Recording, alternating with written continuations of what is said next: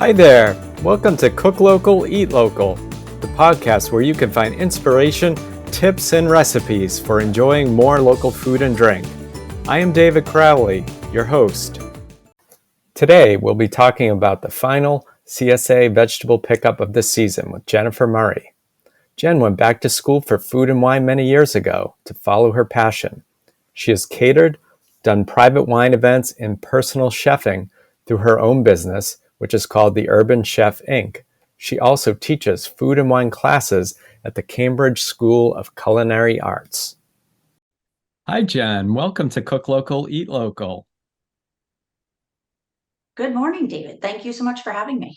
Yeah, it's great to have you here. I'm not sure. You might be the first guest I've had that I've met in person before doing one of these recordings online. There might be, and we've now done 30 episodes, maybe an exception to that, but it's definitely more most folks are people I've connected with virtually, and you are right around the corner. So when we talk about local food, we're in the same season and then maybe even picking up some of the same vegetables. So this will be fun. But even though I've known you for a little while, I haven't, some of your backstory and your interests in cooking as well as wine, which we'll get into, I don't know about. So I'm curious, how did you first start getting interested in cooking?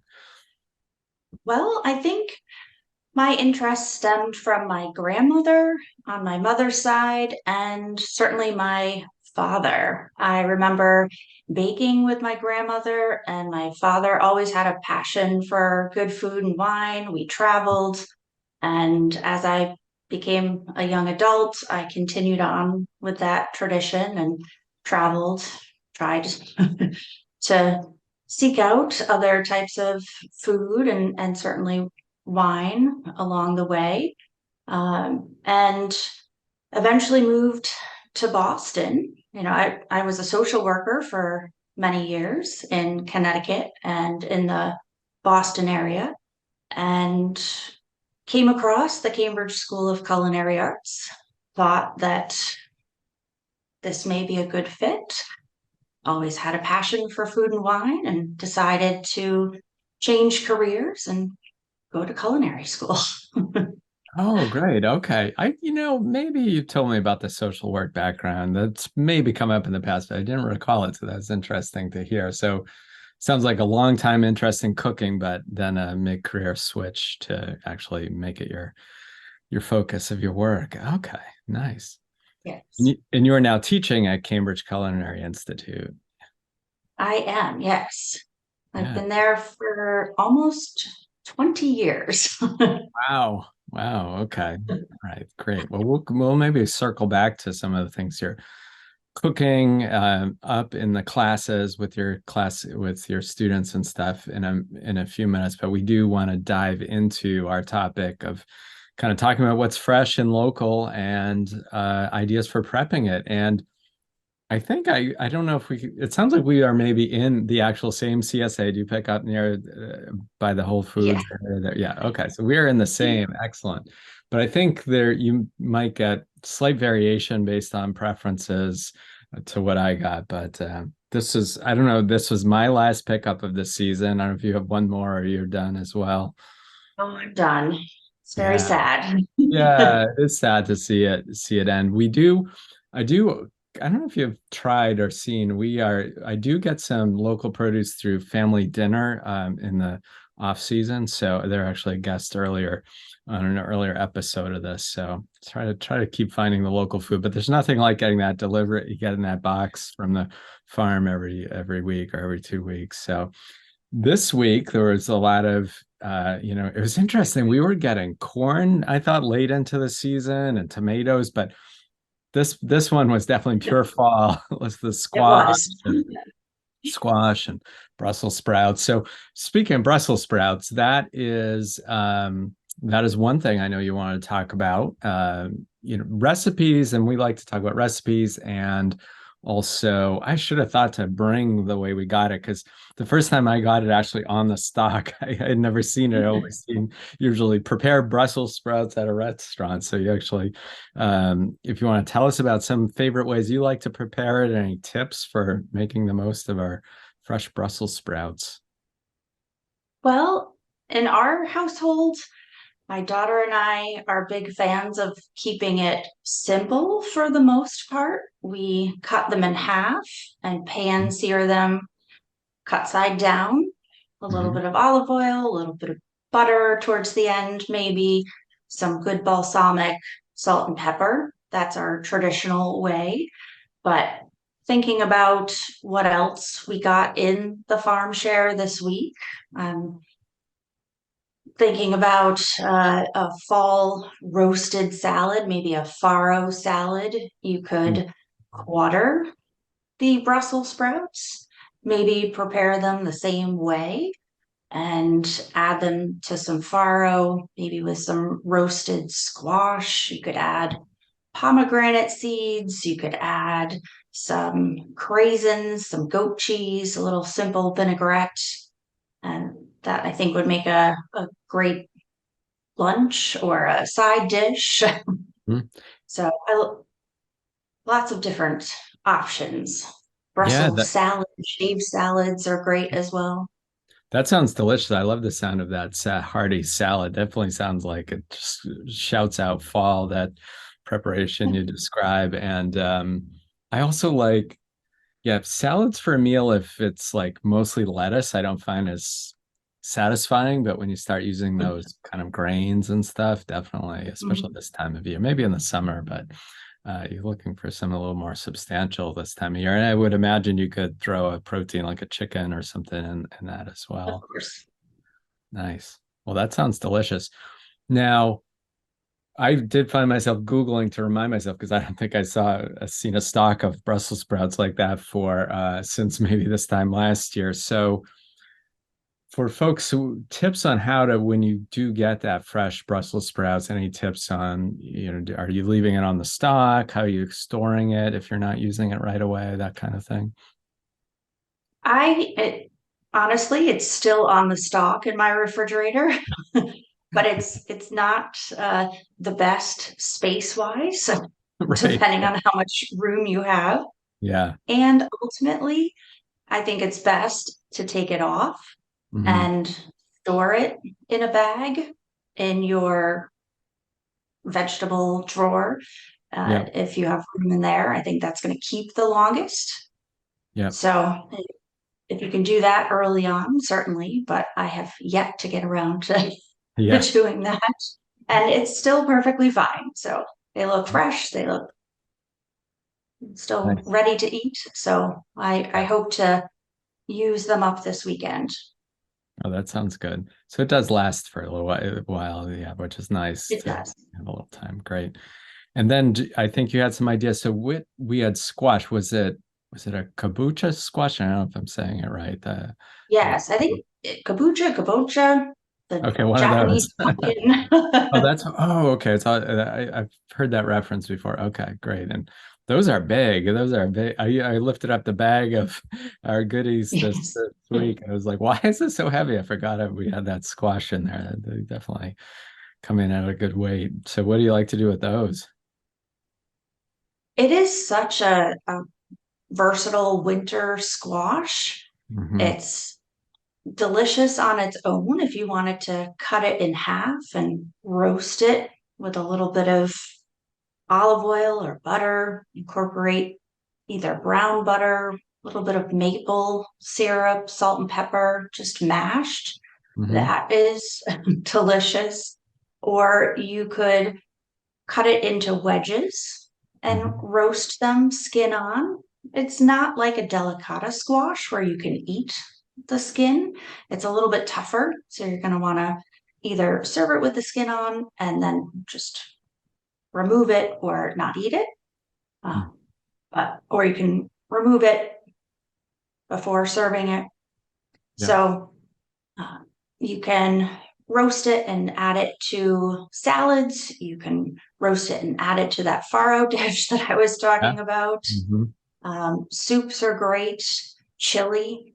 So Oh, it's a good if you wanted idea. to make a vegetarian chili, you Hmm. could cut it into cubes and add it to that.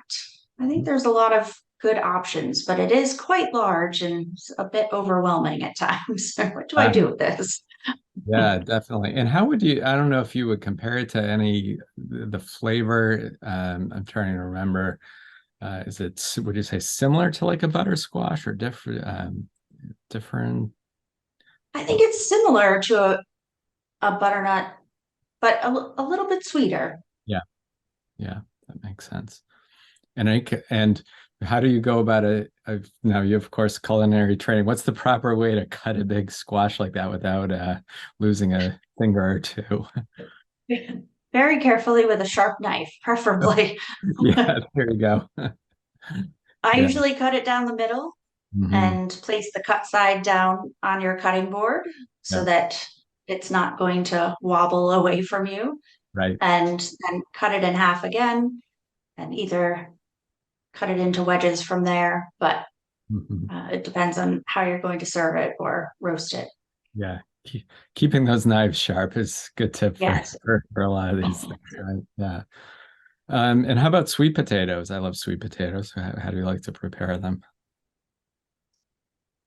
Well, I do own an air fryer, and although I don't use it very often, I do use it to make sweet potato fries.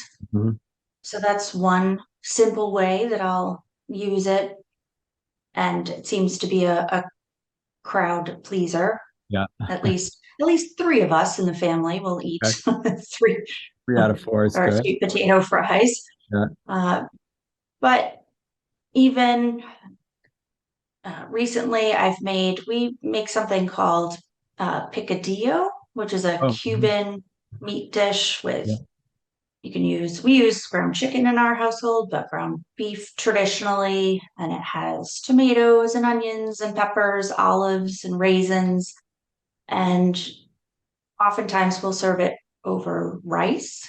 Hmm. But if we wanted to avoid extra carbs, rice, pasta, you could certainly put it into your baked sweet potato, Oh, which yeah. makes for a very hearty fall dish, but a take on a stuffed potato, but sweet Hmm. potato instead. Hmm. Oh, Yeah. that's a good idea. I like that. Oh, yeah. Something I was gonna. Oh, yeah. The sweet. So the do the so that's a. I've heard of that dish a few times. I don't think I've tried it. So it's is it pretty easy? It's Cuban, you said? Cuban flavor? Yes. It's very easy to make. Yeah. It's something I'll often make in the weekly rotation before work, Yeah. usually over rice because it's also quick to do, to prepare it that way. Right. But just sauteed veggies, maybe some canned tomatoes, some Hmm. green olives, typically. If Oh, okay. I'm out of raisins, I'll use dried currants. It depends what I have in the cabinet. Right. A little bit of acidity, maybe some red wine vinegar, Hmm. some sauce, and it comes together quickly. You let it simmer. Yeah. Sounds good. Oh, I knew that. I knew there was something I was going to ask you. You started talking about that dish, and in the question I had lost track of it for a minute. But I tried. I'm relatively new to using an air fryer, relatively, a year or two. And I don't.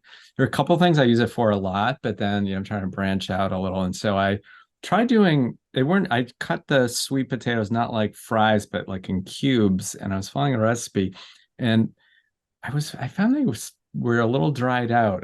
They taste a little dry to me. I don't know how you do your sweet potato fries, if there's anything that might mitigate having it dried out. Maybe I just cooked it too long. I don't know any tips for how you do your fries in the air fryer. Maybe I usually cut them into long, thicker wedges Yeah. and toss them with some olive oil, salt, and pepper. Yeah. But I'm also pretty new to the air fryer. Yeah. I don't do a lot in there, Mhm. certainly not an expert. Yeah. Uh, we do some reheated things for the kids. Eggplant, I like. I know Good. we're off season for that, but eggplant I like to do Yeah. in the air fryer. But and maybe cutting the sweet potato pieces a little bit larger or less time. Hmm. Yeah. Uh, maybe blanching them quickly first Oh so yes. that you par cook them and then crisp crisp them in Hmm. the air fryer. Yeah, it's a good idea. Yeah, it's worth trying. You're worth, sometimes you try something like, oh, I don't like this as much this way. It's probably worth trying again because yeah, I do love like I always try to if there are fries on a menu at a restaurant, I'll often swap for sweet potato fries and like them a little better. So I think they're better for you, at least a little bit. Cool. All right, that's a good idea. So tell us a little bit more about some of the cooking classes you're currently teaching. I know there's often, and we can talk a little bit more about. I know one of our shared interests is the food and wine together, and is that I don't know if that's the focus of your classes, or go ahead and maybe give us an overview of what kinds of things you're teaching there. Well, at the Cambridge School of Culinary Arts, I teach food and wine classes. I do focus on just wine classes. For example, last night I taught a Portuguese wine and port class, but I also teach classes called Wine and Dine classes, Hmm. and they're different themes. Yep. So, for example, last week I taught a class and it's called It's All Greek to Me. So Oh. it's a Greek menu that I created, Hmm. and the students, usually 12, come in and prepare the menu. And each course is paired with a Greek wine. So it gives me an opportunity to help them create these dishes, go over certain techniques, Okay. certain ingredients, and to talk about wines that we may not have on a regular basis. So those are always fun. Of course, we have other classes that focus on Italian regions, Piedmont, Tuscany. Yep. We have classes called Modern Mediterranean. I did a Wine and Dine New England course recently, New England ingredients, but with a twist, Oh, but all with wine pairing. So it's courses that the students create and each course paired with wine. So it's a lot of fun. yeah, those sound like fun classes. Now, when you are those classes, things people just sign up for that like one sort of session, or is it like they're working towards some kind of certificate over multiple classes, or maybe it's a combo? No, it's just a one and done. You can sign up on a Friday evening or Thursday evening whenever they appear on the calendar. And uh, same with the recreational wine classes as well. The only difference being I do offer a 2 week wine seminar Hmm. for the recreational students. Gotcha. So that's a little bit longer.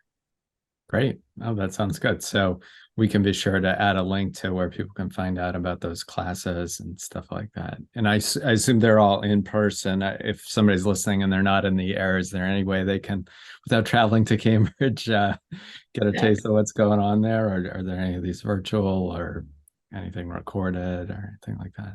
No, they are all in person at this point. I mean, I do have my own business called the Urban Chef. If anyone wanted to explore virtual classes, I'm always willing to do that. If you wanted to stay in your own kitchen, Oh, yeah. we could do a remote class. I do in-person, in-home culinary classes and wine events, but we could certainly do those via Zoom as well.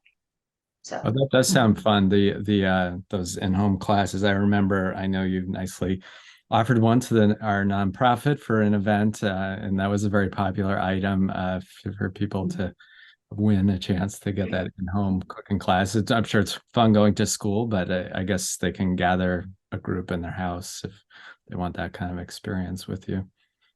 yes. Great.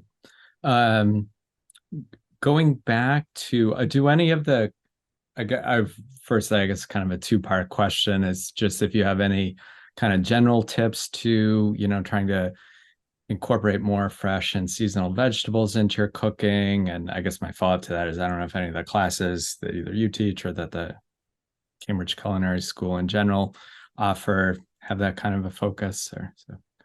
can answer one or both of those. I think it's hard at the culinary school because Mhm. we have quite a bit going on. Yeah. Lots of different menus for the recreational class and for the professional students as well. Mhm. Um, in my day-to-day life, I try to think about local and fresh ingredients as much as possible. I've done farm shares in the past for vegetables. I've done meat shares as well.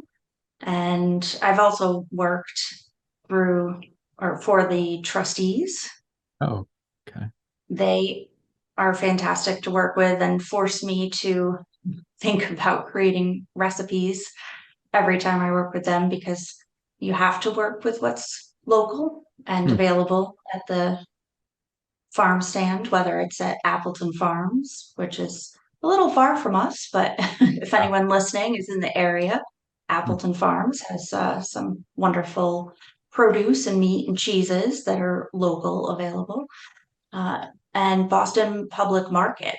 Sometimes I'll still stop in there when I'm in the area. I used to teach classes there when they had the kitchen. Hmm.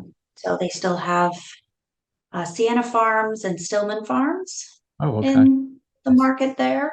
So if I'm in the area, I'll try to pick up something that's available and in season and support local farms that way. Uh, they do offer winter CSAs, but Mm-hmm. it's a little bit more of a challenge to commit to trekking into Boston and picking Yeah. those up on a weekly or biweekly Yeah, schedule. that makes sense. Oh yeah, I always forget I haven't been to Boston Public Market in a while, so there's still a good resource there for um are they now you mentioned do they not have a kitchen there anymore or something or No, they had a space. It was called the kitchen, and we would do cooking classes and private events there. But that ended right before the pandemic, okay. and now it's dedicated to, I believe, Seven Hills Pasta. Oh, okay. Gotcha. Now, we touched, it's come up a few times about food and wine pairings. We're also talking a lot about vegetables. Sometimes some vegetables can be a little trickier than if you just have a big piece of steak or something like that to figure out a pairing for. Do you have any either general tips to, making wine pairings on whether it's a vegetarian dish or other plates that have a lot of vegetables on that, and or any favorite combos that you like to do that really highlight vegetables with a wine pairing? Yes, I'm sure you're also aware that vegetables are can be a tricky pairing. Right. Certainly vegetables like asparagus or Hmm. artichokes, but I tend to stick with white wine usually if I'm serving something that is uh, vegetarian or focuses a lot on more greener vegetables in particular, something with a bit more acidity. If you have greener vegetables, you want to focus on a wine that has more acidity than the dish that you're serving. So recently, I've been experimenting with uh, uh, Greek wine from Santorini.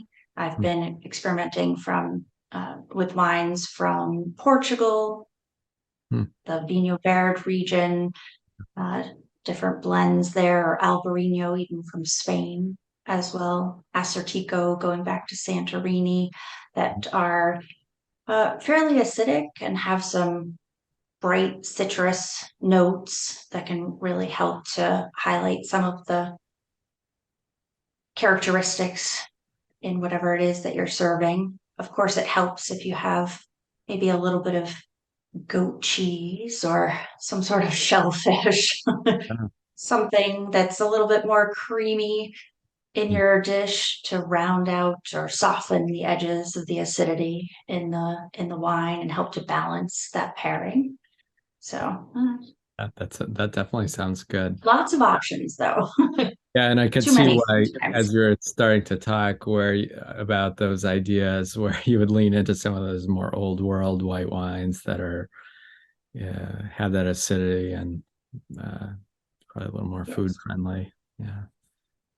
But of course, I mean, endless possibilities as Oh, far as right. different options from local producers, California, Oregon, some of the Yeah, more traditional grape varieties. So, right. Well, those all sound good. So we like to kind of toward the end sort of get people's appetites whetted with something really good you've made recently. Bonus points if it features some of the seasonal foods and that we're talking about. Anything good that leans into the fall season that you've enjoyed lately? well, last week I used my delicata squash and some of the apples that Oh. we got from the farm Hmm. share. So I pan roasted some chicken breast Hmm. and used some apple slices, some shallots, and then made a pan sauce with a little brandy, apple cider vinegar, and butter, of course, a little Dijon. And with the delicata squash, I roasted it, cut it in half, roasted it, and then made risotto. Oh, wow. So I took some of the delicata squash out and incorporated that into the risotto Yeah. and then added that back into the shell, Hmm. added some toasted pumpkin seeds or pepitas, added a little bit of sage, some Parmesan, and then did a drizzle of good balsamic vinegar over the top. And that Yeah. was dinner. Oh, that sounds delicious. Yeah, and very seasonal. Oh, that sounds really good. Yeah, that's a good idea. I forget this. Yes, that's a nice way to serve. Thanks for presentation too. If you're scooping out the squash, yeah. That sounds very good. Well, that sounds delicious. Um, we covered it a little bit earlier, but just in terms of, do you want to, if somebody happens to be driving and they have a good memory, give any sort of website where people can find out about your classes or how they can find you specifically, either way to contact you or find you on social media or anything? Well, you can always search urbanchefinc.com. And I know there will be a link on your site as well, but my business is the Urban Chef Inc. Right. And you can find me at cambridgeculinary.com. I teach all of the wine and dine classes there, as well as the wine seminars. So I'd love to see anyone listening in some future classes coming up. There's some spaces available for classes in November and December. Excellent. Can people buy gift certificates to this school if as a gift for foodies on there? Absolutely. Oh, okay. That's a good gift idea. Okay. Always, Yes. yeah, excellent. Well, that's a great idea. That sounds like a lot of fun classes, and it's fun getting to know a little more about your food story. And also getting some inspiration. So I appreciate you coming on to talk about these things. Well, thank you so much for having me. It's been a pleasure. Great. Thanks for tuning in to this episode of Cook Local, Eat Local. To get the show notes with links for recipes and resources we covered today, go to cooklocaleatlocal.com to get the podcast landing page.